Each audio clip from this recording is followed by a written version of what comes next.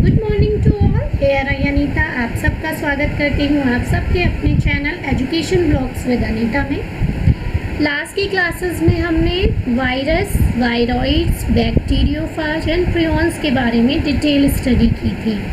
अब इन्हीं से मिलता जुलता वायरस और वायरॉइड से ही एक मिलता जुलता टर्म आता है, दैट इज़ अ वायरोन या वीरियोन। ठीक है, जो भी बोलो आप, both are the correct pronunciation. तो वीरियोन क्या होता है? That is the virus particle outside host. ये वो वायरस पार्टिकल्स होते हैं जो जनरली प्रेजेंट होते हैं होस्ट के आउटसाइड में। ठीक है, सबसे स्मॉलेस्ट इन्फेक्शियस वायरस पार्टिकल्स होते हैं ये। वायरॉइड से भी बहुत छोटे वायरस पार्टिकल्स होते हैं। क्लियर? इसका अगर हम स्ट्रक्चर देखें तो same looks like viroids of the virus. ठीक है, डिफरेंस क्या होता है? स्मॉलेस्ट होते हैं और आउटसाइड द होस्ट प्रेजेंट होते हैं। इनकी भी एनवेलप होती है प्रोटीन कोड। ठीक है, प्रोटीन कोड का एनवेलप होता है।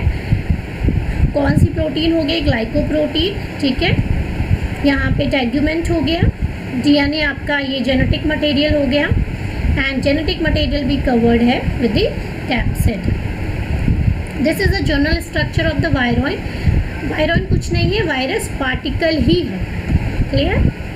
सब टॉपिक है इंटरफेरॉन्स। इंटरफेरॉन्स क्या होता है?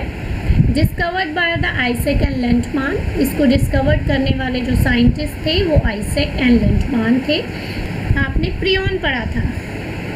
क्या था प्रियॉन? प्रोटीन थी, है ना, जो कि टाइप का वायरस ही था और इन्फेक्ट करता था हमारे ब्रेन की जो प्रोटीन्स थे उनको अनफोल्ड कर देता था, उनमें डिफेक्ट कर देता था, जिसकी वजह से अल्जाइमर जैसी डिजीज़ेस, फ्रूट स्पेल्स, जो कैप डिजीज़ वगैरह होती थी। तो इंटरफेरॉन भी क्या है? ये भी एक एंटीवायरल ग्लाइकोप्रोटीन है। वो प्रोटीन था विच आर प्रियॉन जो था, that is the protein which are mainly present on our brain, है ना। और इंटरफेरॉन क्या है? ये एक एंटीवायरल ग्लाइकोप्रोटीन है। ये क्या होती है? ये सीक्रेटेड होती हैं by viral infected cell and prevent neighbouring cell from further infection of virus. मान लो कोई सेल है लाइक दिस, ठीक है, कोई बॉडी की सेल है, तो यहाँ पे, ठीक है, अगर कोई वायरस ने इन्फेक्ट किया, ठीक है, तो ये वाली सेल क्या करेगी? एंटीवायरल ग्लाइकोप्रोटीन बनाएगी, जिसे हम इंटरफेरॉन टर्म देते हैं। और इसका काम क्या होता है? इस एंटीवायरल ग्लाइकोप्रोटीन का जो इसकी नेबरिंग सेल है, चाहे वो इधर हो या इधर हो, इनको इन्फेक्ट होने से प्रिवेंट करती है, ताकि जो इन्फेक्शन है वो फर्दर सेल्स में ना पहुंच जाए। क्लियर? सो ये क्या होता है? जनरली एंटीवायरल ग्लाइकोप्रोटीन होता है। जब कोई भी वायरस इन्फेक्ट करता है तो हमारी सेल पहले खुद इम्यून पावर करती है कि अपनी नेबरिंग सेल को सेव कर सके, तो उसके लिए वो एक प्रोटीन सीक्रेट करती है जिसे ग्लाइकोप्रोटीन कहते हैं। और अगर हम टर्म देखें तो उसको इंटरफेरॉन्स कहते हैं। ये क्या करती है? जो भी वायरल इन्फेक्टेड सेल है उसको, उसके इन्फेक्शन को आगे के नेबरिंग सेल में जाने से रोकती है। Clear? This is the nothing, this is the general protein. ठीक है, और सेल अगर आपका एंटीवायरल ग्लाइकोप्रोटीन सीक्रेट करती है तो उसको हमने टर्म दे दिया इंटरफेरॉन। क्लियर? नाउ एक आता है टर्म माइकोफाजेस। ठीक है, माइको टर्म किसके लिए यूज होता है? जनरली माइको टर्म होता है फंजाई के लिए। फंजाई की स्टडी को हम क्या कहते हैं? माइकोलॉजी कहते हैं, है ना। तो फाजेस मतलब मैंने पहले बोला था क्या होता है? वायरस। माइको मतलब फंजाई। क्या हो गया? वो वायरस जो इन्फेक्ट करता है फंजाई को। That was first discovered by the Sinden in Agaricus discorus. ये आपका फंजाई का नाम है, एगैरिकस डिस्कोरस। ठीक है, इसमें जो जेनेटिक मटेरियल होता है वो प्रेजेंट होता है double stranded RNA. Clear?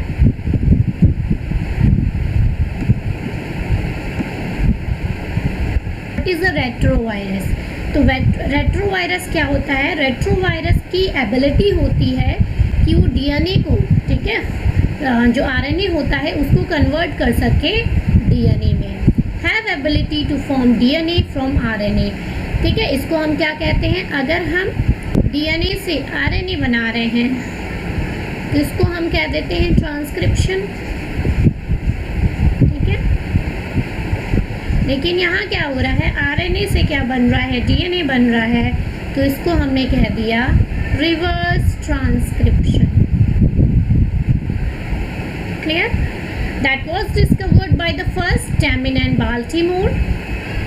Example अगर जनरली जो एग्जाम्स में होते हैं वो ये नहीं पूछा जाता कि किसने डिस्कवर किया गया, किसने किया या क्या एबिलिटी होती है। एग्जाम्पल्स पूछे जाते हैं कि which one is the retrovirus.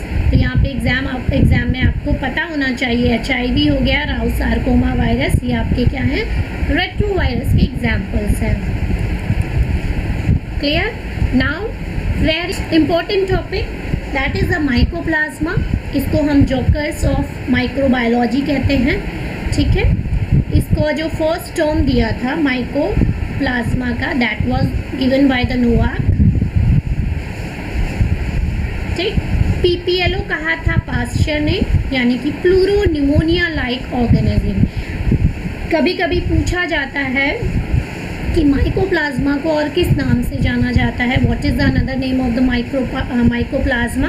So this is the PPLO, pleuropneumonia like organism. Sometimes full form पूछे जाते हैं।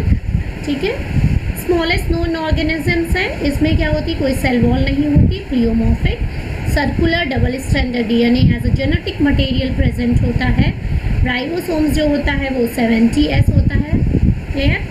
That is the connecting link between the virus and bacteria.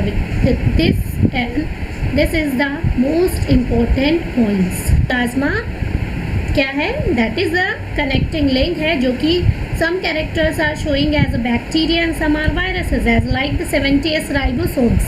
ठीक है, सर्कुलर डबल स्ट्रैंडेड डीएनए, ये किसके सिम्टम्स हैं, ये आपके बैक्टीरिया के हैं। इसीलिए इसको कनेक्टिंग लिंक बोला गया है between the bacteria and the virus.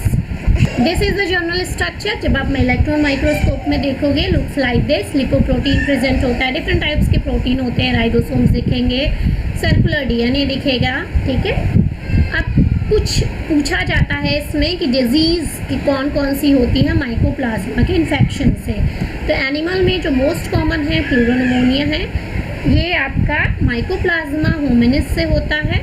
Second, primary atypical pneumonia, ये माइकोप्लाज्मा निमोनी से होता है। प्लांट्स में बात करें तो little leaf of brinjal, bunching top of papaya.